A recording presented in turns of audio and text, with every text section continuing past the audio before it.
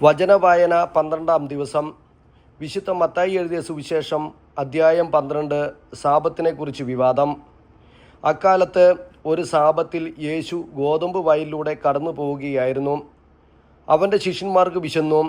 അവർ കതിരുകൾ പറിച്ച് തിന്നാൻ തുടങ്ങി. ഫരിസേയർ ഇത് കണ്ട് അവനോട് പറഞ്ഞു, നോക്കൂ, സാപത്തിൽ നിഷിദ്ധമായത് നിന്റെ ശിഷ്യന്മാർ ചെയ്യുന്നു. അവൻ പറഞ്ഞു, വിശന്നപ്പോൾ ദാവീദും അനുചരന്മാരും എന്താണ് ചെയ്തതെന്ന് നിങ്ങൾ വായിച്ചിട്ടില്ലേ? അവൻ ദൈവഭവനത്തിൽ പ്രവേശിച്ച് പുരോഹിതന്മാർക്കല്ലാതെ തനിക്കോ സഹചന്മാർക്കോ ഭക്ഷിക്കാൻ അനുവാദമില്ലാത്ത കാഴ്ചപ്പം ഭക്ഷിച്ചതെങ്ങനെ? അല്ലെങ്കിൽ സാപത്ത് ദിവസം ദേവാലയത്തിലെ പുരോഹിതന്മാർ സാപത്ത് ലംഘിക്കുകയും അതേസമയം കുറ്റമറ്റവരായിരിക്കുകയും ചെയ്യുന്നത് എങ്ങനെയാണെന്ന് നിങ്ങൾ നിയമത്തിൽ വായിച്ചിട്ടില്ലേ? എന്നാൽ ഞാൻ നിങ്ങളോട് പറയുന്നു, ദേവാലയത്തേക്കാൾ ശ്രേഷ്ഠമായ ഒന്ന് ഇവിടെയുണ്ട്. ബലിയല്ല, കരുണയാണ് ഞാൻ ആഗ്രഹിക്കുന്നത് എന്നതിൻ്റെ അർത്ഥം മനസ്സിലാക്കിയിരുന്നെങ്കിൽ നിങ്ങൾ നിരപരാധരെ കുറ്റം വിധിക്കുകയില്ല.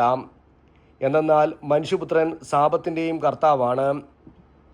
സാപത്തിൽ രോഗശാന്തി നൽകുന്നു. യേശു അവിടെ നിന്ന് യാത്ര തിരിച്ച് അവരുടെ സിനഗോഗിലെത്തി. അവിടെ കൈ ശോഷിച്ച ഒരുവൻ ഉണ്ടായിരുന്നു.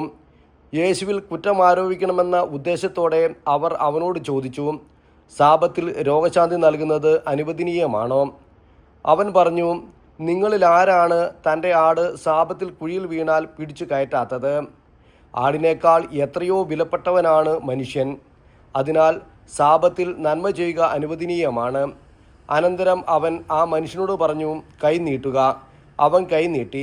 ഉടനെ അത് സുഖം പ്രാപിച്ച് മറ്റേ കൈ പോലെയായി. ഫരിസേയർ അവിടെ നിന്ന് പോയി അവനെ നശിപ്പിക്കേണ്ടത് എങ്ങനെയെന്ന് ആലോചന നടത്തി. ദൈവത്തിൻ്റെ തിരഞ്ഞെടുക്കപ്പെട്ട ദാസൻ. ഇത് മനസ്സിലാക്കിയ യേശു അവിടെ നിന്ന് പിന്മാക്കി. അനേകം പേർ അവനെ അനുഗമിച്ചു. അവരെയെല്ലാം അവൻ സുഖപ്പെടുത്തി. തന്നെ പരസ്യപ്പെടുത്തരുതെന്ന് അവൻ അവരോട് കൽപ്പിച്ചു. ഇത് യേശയ്യാ പ്രവാചകൻ വഴി അരുൾ ചെയ്യപ്പെട്ടത് പൂർത്തിയാകാൻ വേണ്ടിയാണ്. ഇതാ ഞാൻ തിരഞ്ഞെടുത്ത എൻ്റെ ദാസൻ, എൻ്റെ ആത്മാവ് പ്രസാദിച്ച എൻ്റെ പ്രിയപ്പെട്ടവൻ. ഞാൻ അവൻ്റെ മേൽ എൻ്റെ ആത്മാവിനെ അയക്കും. അവൻ വിജാതീയരെ ന്യായവിധി അറിയിക്കും. അവൻ തർക്കിക്കുകയോ ബഹളം കൂട്ടുകയില്ല.